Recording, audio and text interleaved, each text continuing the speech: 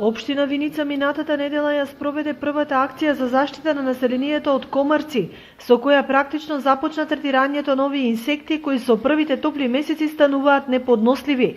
Во првата фаза спроведено е ларвицидно прскање на површина од 4 хектари по теченијата на Виничка и Градечка река.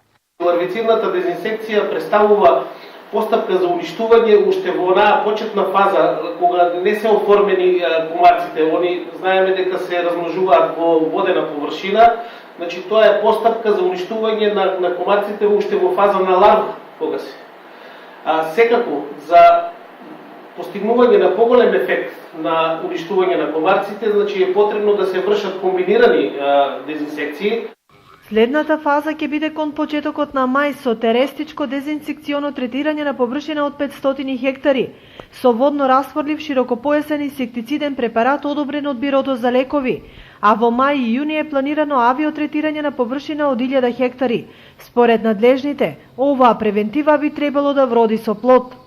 Ние сме сведоци секојдневно на телевизиски медиуми и за новата болест, не е нова болест, значи Зика, инфекцијата која што се пренесува исто така преку комарците, која што во Јужна Америка веќе има одреден замав, значи раѓање на тие деца со мали глави, кои што се резултат на инфекција со тој Зика вирус кој што го пренесуваат комарците.